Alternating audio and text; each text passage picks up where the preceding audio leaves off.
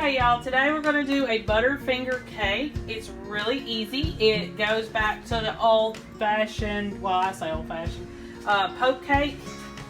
So it'll be a type of cake that stays in your baking dish and you'll keep it in the fridge. You won't take it out and display it on a cake stand or anything like that. Usually when I make this cake, we make it with a chocolate cake. Today we're going to do it with a yellow cake mix.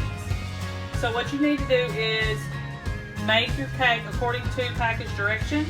And instead of you putting it in a bundt pan or a round cake pan, you're going to put it in a baking dish, and I'll show you all that when we get to it. So let's start making the cake. So one yellow cake mix. Okay, this particular one, and you go by the directions on the box, this particular one said 3 eggs, so that's what we did. And we needed half a cup of oil. And we need a whole cup of water. Let me get that water real quick.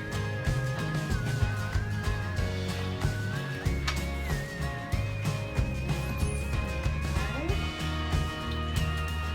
Let me stir this with a spoon just a little bit, and then we'll start with the mixer.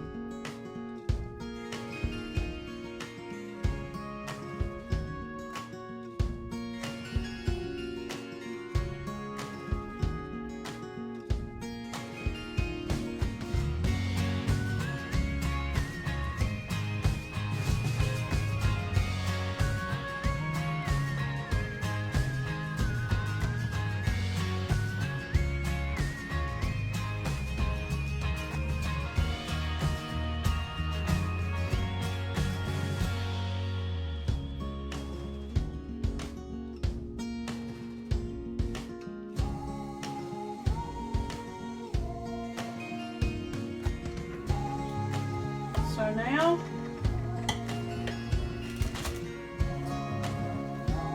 we get this dish, 13 by 9, glass baking dish, or I guess it could be a metal one, but the recipe does call for it to be glass. So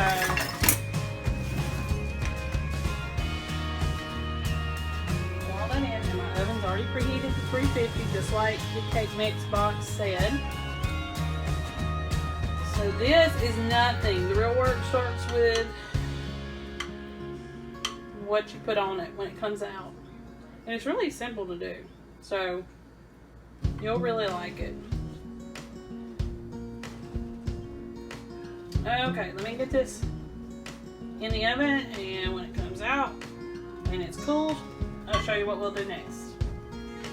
Okay, so we have got the cake out of the oven. It is cooled. So now it's time to do the topping, which is basically the Butterfinger cake.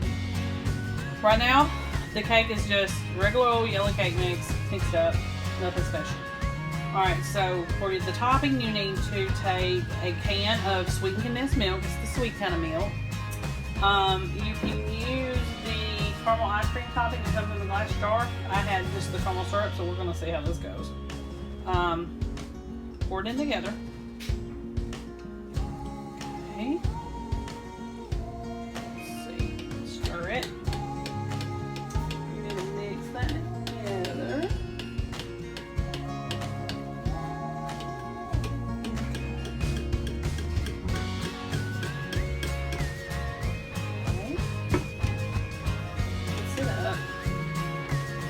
Stirring it with a spoon will be good. Okay, set that aside. Then bring your cooled cake over here. Okay, you can use a fork to make holes in the cake, or the handle of a wooden spoon, or a dowel rod, anything that'll make you know, I felt like the fork tines would be too small of the holes, so I got a butter knife that's round, and I'm using the handle on it. And it tells me in the recipe just to poke holes. It didn't say how many, it didn't say, you know, whatever.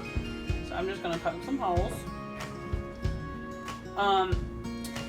You're not supposed to do this when the cake is hot because it won't make perfect holes. It'll rip the cake. So apparently I waited just the right amount of time because it's not tearing.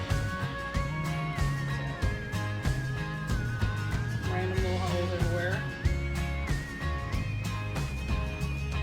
Almost done. And there we go. Okay, now you're supposed to pour this over the cake. Okay, that's what we'll do.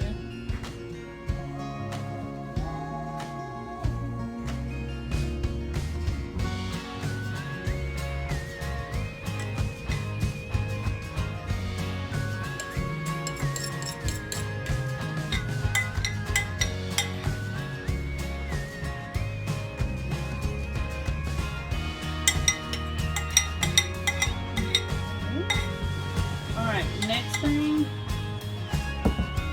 we need to put this in the fridge for an hour and let all that soak in, and then we'll do the last two things. Okay, so cake has been cooked or baked, and it was cooled. We poked holes in it. We put our caramel sauce and this milk mixture all over the cake. Stuck it in the fridge for an hour or a little longer. And now it's time to put the Cool Whip on. We'll just get our Cool Whip. You just need 8 ounces for this. Spread it out.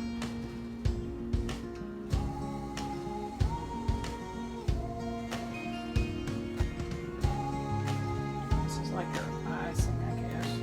Top of part of it.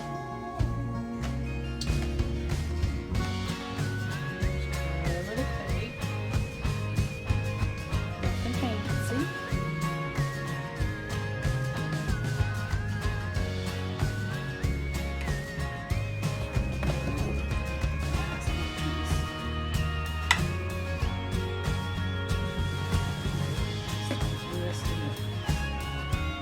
Feeling little parts where it didn't kind of cover enough.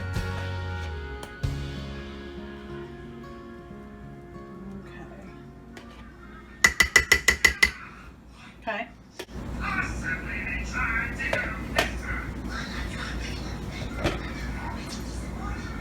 You're not gonna stop them. Okay, so we spread the Cool Whip out, and the thing that you put on top is crushed Butterfingers. That's it.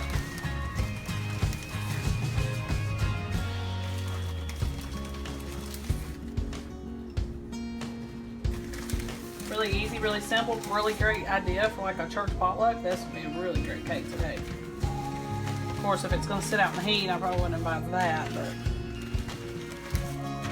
I just crushed them inside that. I think you're supposed to use 4 candy bars, but I only used 2. But it covered just fine. Alright. Be sure to subscribe if you want to see more recipes like these. See you later.